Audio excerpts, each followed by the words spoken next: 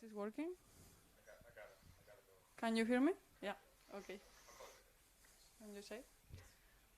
Good afternoon. My name is Maria. I'm project manager at the EFDN. I'm running different projects focused on social inclusion and anti-discrimination. And together I am here with one of our partners, Musco Lighting, Eduardo. Hello, hello. Welcome. Let me just tell you about what's the presentation about. We are going to start with an introduction of the future EFDN program called EFDN Playgrounds. After that, what we are going to do is to speak about the social and health impact of these kind of programs, the best practices in Europe and US, and some EFDN programs that could be adapted to these mini pitches. And after that, I will pass the floor to Eduardo to speak specifically about the company, Musco Lighting, their mini pitch initiative, also how to bring a mini pitch to your community, and the partnerships and funding opportunities. Okay. So, what's the EFDN Playground programs? This program aims to create a safe space in every community and also contribute to make football accessible for everyone. Our program in the future will enable people from different backgrounds and different ages to develop positive relationships and soft skills, and also will be a source of inspiration and bring a sense of belonging to the communities. Our plan is to deliver in these mini pitches workshops about different topics, for example, gender equality, child protection, environmental sustainability, diversity and inclusion, and many more. US Soccer Foundation, which work in several projects with our partner Musco Lighting, have evaluated their program Soccer for Success, and what we know about their project, this Soccer for Success, is that they compare the participants and the non-participants in this program in the communities, and the results were really good. The participants in Soccer for Success show a greater body mass index, also a greater aerobic capacity improvement, and the reduction in waist circumference size. In addition to that, they have seen also improvements in nutrition and healthy habits, as you can see here. And also it's important, the youth development that they measure, in this case through a different organization, the American Institute for Research, measuring also the mentorship impact in the participants. So the results were that the participants of Soccer for Success work better on a team, and 88%, 86% stay away from antisocial behavior, and 81% feel better about the future, and 72% try harder in school. So we know that really these kind of programs in the communities work really well. Also from the US Soccer Foundation, they have as a best practices the Black Players for Change and Black Women's Players Collective Mini Pitch initiative. This initiative was, the goal of this initiative was to ensure that the next generation of Black players have a voice and also equal opportunities and leadership opportunities. There is another program in France, Sport dans la Ville, where also there are mini pitches. They use 46, I think, mini pitches with 46 sports centers. They offer free sports sessions to the participants and employability programs. And the Adidas Football Collective is also a new movement that use the power of football game to also help drive a change within football, and also, as you can see, as a tool outside football. In EFDN, we have also several programs that we could adapt to these mini pitches. For example, Community Champions League is a program. It's a competition, a street league, where the participants can win more points through, for example, community contribution or fair play, good behavior, than winning a match. We also, this is some pictures of the program, Community Champions League. Welcome Through Football, that focuses on social inclusion and employability of young refugees.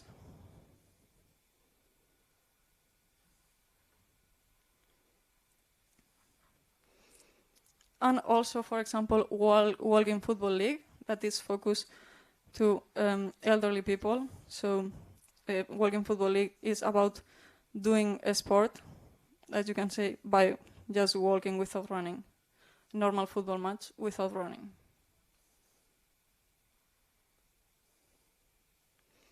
And that's it from us. I'm going to pass the ball to our colleague Eduardo to speak about Musco and all your initiatives. Alrighty, I'll take the clicker from you. Thank you. Do you wanna pull up?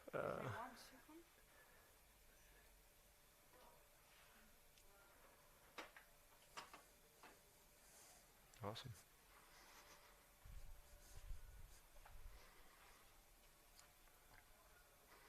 Perfect.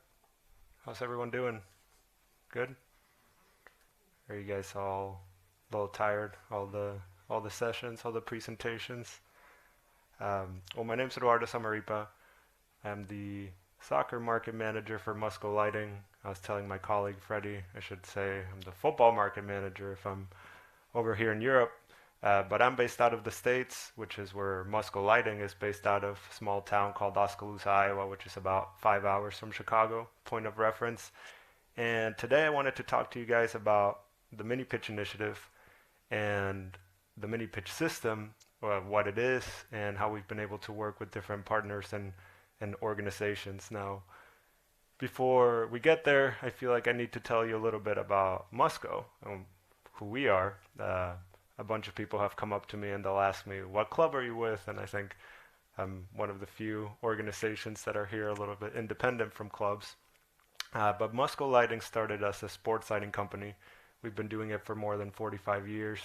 And so that was the core business, sports lighting, anything from small pitches to big stadiums, big arenas.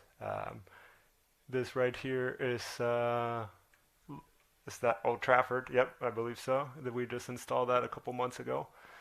So indoor, outdoor, that's what we specialize in, flood lighting. And that's, like I said, that's the core business of what we do. We've been very connected through football for a long time. Here's a couple other recent examples: Wembley, Abiba, San Siro. Here you can see London Stadium, Etihad, Harken. Here in Netherlands, we've done Alkmaar not that long ago. So again, just a couple of examples of the work that we do. Because then what we get asked all the time is, well, if you're a sports lighting company and that's your core business, how did you get involved with mini pitches? Like, how did that come about? If your whole expertise is in light control and in lighting up stadiums and fields all over the world. And that really begins, that story begins with the U.S. Soccer Foundation. Maria referenced some of the programs and different partnerships that they do. We've been partners with the U.S. Soccer Foundation for more than 20 years. And the U.S. Soccer Foundation, they're kind of the charitable arm of U.S. Soccer, right? And they, in 2015, they started to look at a big problem in the U.S., which is access to the game. If you want to play football in the States, unfortunately, it's a very money-driven industry. So you can't just go to a park and play football. You have to be in an expensive club, in an expensive private academy. And so the foundation started to focus on how can we create spaces for football? How can we take advantage of space that's already there? And so what they started to do was find tennis courts, basketball courts, really any concrete or asphalt pad, and they started to just paint over it, put up a couple goals, and that's what they called mini pitches, right? And so in 2017, they came out with their It's Everyone's Game campaign to build 1,000 of these mini pitches by 2026 in time for the World Cup. Now, the problem with that was they started to go to Chicago, LA, New York, these big cities, and they started to find out contractors didn't really want to do these small projects, right? They didn't want to just repaint a court or put up a couple goals. They were just very small projects. So they asked Musco, longtime partners that we are, hey, is there anything that you guys can come up with that incorporates fencing, benches, goals, and lights? At the time, practically none of these projects had lights. So again, to extend hours of play. And that's how Musco came up with the mini pitch system. So like I mentioned, incorporating fencing, benches, goals, and lights. We kind of call it like giant Lego, right? Because all you need is a hard surface, whether that's concrete or asphalt, then you can install the structure right on the hard surface. It also includes our 10-year warranty, and we can do different sizes. And one of the things that we think is really unique is you're able to do different branding, different sponsorship, and I'll talk a little bit about that, about finding the right partners for that. Another thing that a couple people have asked me about here at the conference is multi-sport. Like, can you do other sports on it? And something that we've seen in the States quite a bit is the answer is yes. You know, there's some different projects where you can also put hoops over the goal, so you can do basketball. You can line up the court so that you can bring in temporary netting for tennis or for pickleball, kind of depending on what you want to do. So that's just another avenue that you can connect with the community, because keep in mind, if we're taking away a basketball court in a community, we don't want to remove a sport, right? We want to create more opportunities and more access to different spaces. Are there any questions so far before I start talking about some of our different partnerships? You know? Pitch sizes, it says there's Yeah. types. What's the smallest and largest? That's a very good question. So we kind of call it small, medium, large. So the small is 12 by 25, the medium is 15 by 32, and then the large is 18 by 36. Now, within those sizes, you can mix and match those dimensions because it's modular, right? You can kind of take panels out, put them in. So just like you can do a 12 by 25, you can also do a 15 by 25 or an 18 by 25. So you have some flexibility depending on the space that you have to try to maximize within the space. Is that yards or meters? Meters, sorry, yeah. Is it a class of a semi-permanent structure, or is it a permanent structure? Because with it being modular, it sounds like it's obviously build time 2 to 3 days as well. Yeah. It's quite a quick turnaround for something Right. to do permanent, where you're going to lay foundations and lay the pitch Yeah. and all that. Is it what kind of? Yeah, it's a good question. It's meant to be permanent, but you can move it. I mean, so this is anchored. You can kind of see it like it gets anchored all around the structure. So moving it is kind of a pain just because you have to take out the anchors and then move it and re-anchor it somewhere else, but it's possible. We've also done some temporary projects like for tournaments or things like that, but it's definitely meant to be permanent because it's a galvanized steel structure. It was built to last. It was built to be kind of inner city urban environments in the US. And so that's kind of its main application or functionality. Are you thinking for planning purposes? Yes. Yeah, so Yeah. I'm part of the group as well. So Yeah. it is, we can argue that it's temporary. Yeah. Mhm. It's only 7.5 meter high, the lights. So for planning purposes, it can be argued that it's a temporary That's what I'm structure. saying. Because obviously you put in some lights in. Obviously, you know, you get objections locally. Yep. You could cap them, but you'll still get objections. Yep. That's why I was just asking the question. Yeah, exactly. So If it's semi-permanent, then you Yep. don't. Yeah. What's the lifespan of the pitch? So, like, does it have like a 10-year life, 20-year life? Does it say? Yeah. 10-year plus. Yeah. So we actually, it comes with a comprehensive 10-year parts and labor warranty that Musco covers for the entire structure. We've only been doing this for 3 years, believe it or not. We had our first project in October of 2018.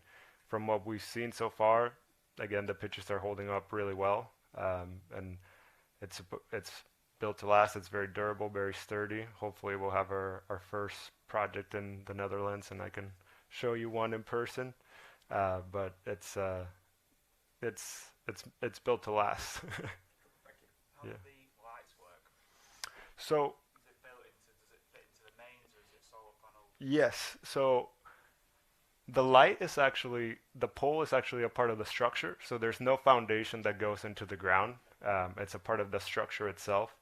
And so, yep, you need to run conduit just to that one point of the pitch. And then the lights that are LED come with our control link app, which allow you to just schedule your lights.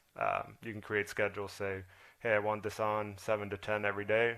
You set it, and then you don't have to worry about it. It looks like it's one light per pitch. Is that the design? Yep, that's our standard, just one pole, 2 LED fixtures. The original design had 2 poles, 1 fixture. We since moved away from that, just kind of maintenance. It was more so a maintenance decision, and just trying to facilitate installation, not having to run conduit on the outside, essentially. It's good that you don't have to obviously pillar, the actual floodlight. That's an advantage, I think. Mm-hmm. That's a big job. Yeah, Big job.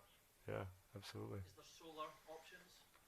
We haven't done any solar projects, but every time I get asked that, I always say we'd love for someone to come work with us on it, because we've done some research ourselves, but we just feel like if there's someone who specializes on it more that can come up with a solution, we're open to it for sure. Yeah, I think the hard part with that is the number of solar panels needed to match the foot candles being outputted by our 2 LED fixtures, but we're open. It'll happen at some point because it just makes sense from a sustainability standpoint. So yeah, as I was saying, we did our first project. This was Newark 3 years ago, October 2018. Since then, we've done over 150 projects in 6 different countries: England, Mexico, Canada, South Africa, and China. And then soon we'll add Belgium to the list with Peter. So yeah, I think the first couple years we really saw how the initiative grew in the U.S. and we kind of tinkered with some different concepts, and like we talked about going from 2 pole to 1 pole. We've done some different changes, and now we feel really good about finding more international partners and continuing to expand the initiative. Yeah, so how do you bring a mini pitch system to your community? I think the first part, I think there's 2 main parts, is what are you trying to, what's the need you're trying to address, right? Is this access? Is it trying to identify local talent, and trying to have a conversation on what are we trying to accomplish with our project? And then the second part, and I think personally this is really important, who locally can help support this program? Because something that we talk about all the time is we don't want to just build a structure or install a project and then not have it be supported, not have programming for the community. Because there's a couple more aspects with that. It's allowing for just unstructured play for pickup football, but then for the other sector of the community that wants a little bit more education, a little bit more curriculum, being able to offer that. And for us, we're a sports lighting company that's gotten involved with mini pitch building, but we also recognize that the biggest assets are those organizations that are so entrenched in the community. And so that's a big focus of what we do. And in the States, the U.S. Soccer Foundation is a great asset and a great partner because they're able to connect us to a lot of those organizations. So I'll talk a little bit about a couple of recent success stories. So Tottenham, we've had a pretty good relationship with Tottenham for a few years now. We did the floodlights at their stadium, and just earlier this year, in talking about our partnership, they're telling us about, hey, we want to continue to do some work with Musco. We've seen the mini pitches. Like, we want to do something that helps us give back to our community and also helps us address talent that we're missing out on. And so this probably happened around May or so of this year, and then by August we had installed 2 mini pitches right outside their stadium. And speaking of sustainability, since we were talking about solar, this is actually pretty cool. This court right here, it's called the grind court. It's actually made out of 18,000 recycled sneakers. So just a small little anecdote. But the thing that's so unique about this is you have 2 pitches that are now open to the community right outside that stadium, and now you're creating, again, this connection between club and community, this football ecosystem. It's open to the public, but it's also programmed by Tottenham in different days of the week. So now, again, you're allowing for unstructured play, but you're also allowing for opportunities to, if there's a really talented kid that should be signed to an academy, that's just more opportunities for kids to see that. Then this project, if I'm being honest, is maybe my favorite project that I've worked on. So Hope and Health is an organization based out of Canada that focuses only on First Nation communities. A First Nation community is like an indigenous community. That's how they're referred to in Canada.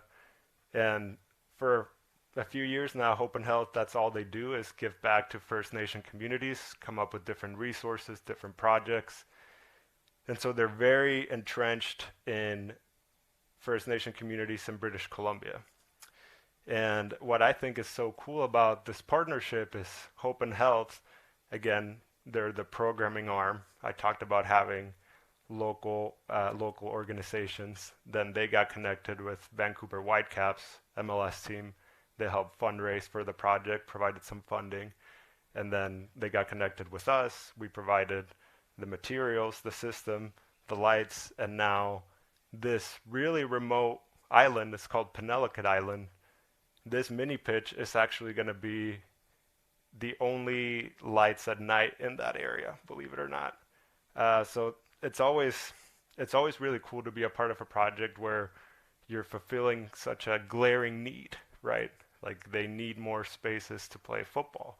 And it's not only just to make better footballers, it's for wellness, for education, for well-being. And so that was a really unique partnership that I think kind of encapsulates a lot of what we're trying to do. How can we find these organizations that really want to give back in the community locally, paired with a club that can help with some of the infrastructure and the funding, and then we can provide our solution to help with that. So that's been one of my favorite projects. We just installed that in September, so you can kind of see the community was pretty excited, and it's so beautiful over there. And believe you have to take 2 ferries to get over there. So it's very isolated, very marginalized. So whenever you can find those partnerships to give back, I think that's really why we do it. I think in going through talking about Musco and talking about the U.S. Soccer Foundation, I probably omitted the fact that it's just something that we really believe in, equal access and equal opportunity. So whenever we can try to connect the dots for partners to come together, that's kind of the dream scenario for us. But do you guys have any questions? I can touch on Black Players for Change or Black Women's Player Collective that I know Maria referenced before too.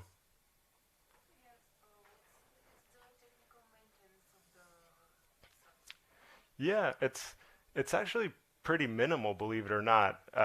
Really, the main maintenance with it is just making sure the court is clear. Kind of the same way you would maintain like a basketball or tennis court, is like cleaning it of garbage or leaves or things like that. Because otherwise, the acrylic surface is something that should last at least 3 to 5 years, where you might want to repaint it just so that it looks nice. But then you have the structure itself. We take care of all that maintenance. If something breaks or something like that happens, like that's something that we do with our warranty. So the maintenance aspect is really just kind of maintaining the court clean, to be honest. Yeah. I was going to ask about the surface then. Yeah. So it's an acrylic surface on top of concrete. Correct. So acrylic, very similar to like a tennis type surface, as you would see. We can also do turf. We just need to have concrete or asphalt. And the reason for that is, like I mentioned, these anchors, that's what gives it structural integrity. And it actually meets wind loading of up to 180 miles per hour. So it's built to, this thing's not going anywhere, and it's sturdy, and it meets all kinds of structural engineering parameters. So we have done projects where we install it on concrete, and then you put artificial turf on top of it. So that's also an option. What's the position on drainage? Obviously, I know you look at tennis courts. Yeah. So obviously 3G just saps it. And obviously you've got the drains below. Yeah. I've seen sometimes in tennis court type surfaces, you do sometimes still get your standing water. Yeah. Do you do get any standing water or not? Yeah, that's a good question. Always having a flat surface is really important, and if you're doing a new pad, having that half-inch slope so that water runoff is there. Okay. Yeah. So if that's something where you're a little bit more interested in, we do have specifications of what we recommend for a brand new concrete pad or a brand new asphalt pad to address that issue specifically. And obviously you've got that runoff, that's great. But Yeah. say we put this in like a public park, Yeah. and it's in the middle of a park, say for example, you need obviously drainage putting in, wouldn't you surely, because the local authority won't like just drop that in, put your gradient, obviously Yeah. the water just then floods the rest of the park. Yeah. Is that a bigger piece, or is that something you guys get involved in? No, and to be honest, we do a lot of projects in parks that already have existing tennis courts and basketball courts, so that they kind of already know if that's an issue. So it's unlikely that they suggest that as a site. Like if they had a tennis court that has a lot of those problems, it's very rare that would come up as a, hey, this is where we best think this could happen. I should talk a little bit about how we work with parks and schools, because a lot of the times what ends up happening is in the States, you have a corporate partner, say like Target. They say, hey, I really like this. I want to install this in Chicago. And so then what ends up happening is we then meet with Chicago Parks or with Chicago schools and say, we have funding to do this pitch. Where can this go so it can better impact the community? So if you get that buy-in from the local entity, then you're able to, again, pick a site that's really going to benefit the community and that hopefully doesn't have those concerns, and it can, last a long time without any issues. Yeah. Any other questions? Do you want to hear more about BPC and BWPC? Yeah. Yeah. I'll just talk about this one real quick. I mean, obviously, as I'm sure you guys are very aware, systemic racism obviously has been an issue for a really long time in the U.S. It kind of hit this tipping point in May of 2020 after George Floyd was murdered in Minnesota. And what ended up happening in MLS was that these two organizations were born because of that. Black Players for Change, Black Women's Players Collective. So both of those organizations is all male professional soccer players, all female professional soccer players, right?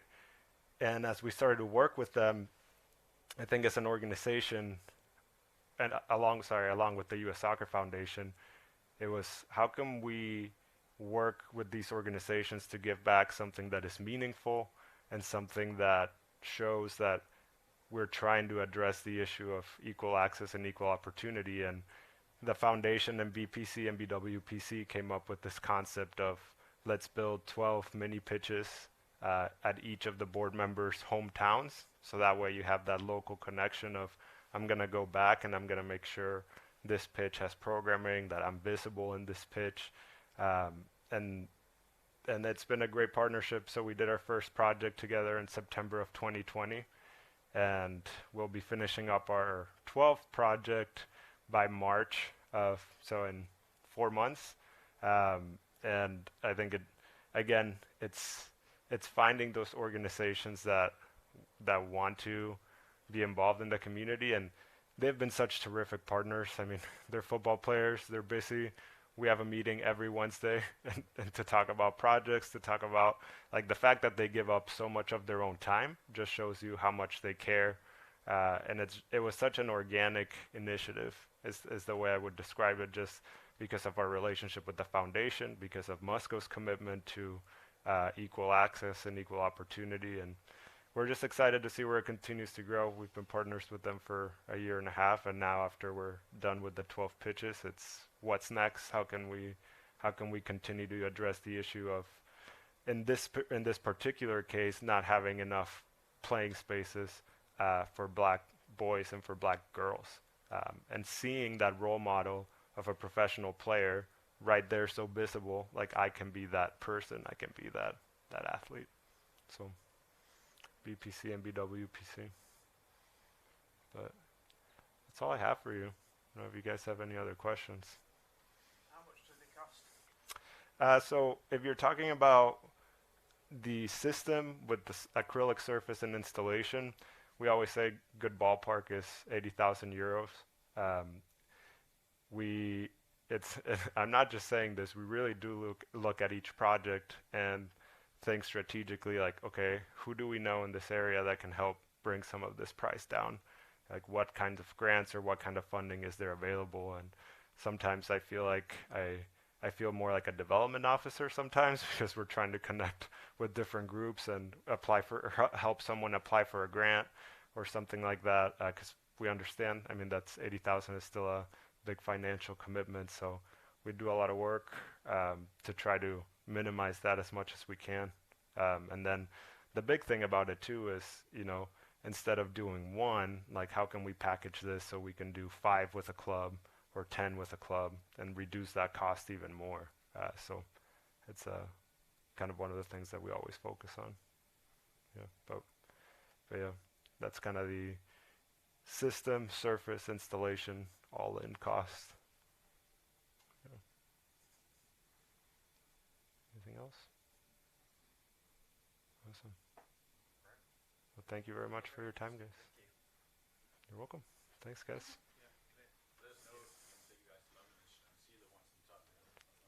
Yeah. Yeah. London's probably a little bit easier. Yeah. Where you coming from? Manchester. Oh yeah, okay. Yeah. No, okay. I take it there'll be information sent out after the conference. Yeah. Yeah. Awesome. Discussion, 'cause we've got a couple of potential partners that are interested in co-investing. Perfect. Potential other partner who maybe wants to come on the journey with us in terms of the actual facility pitch. Yeah.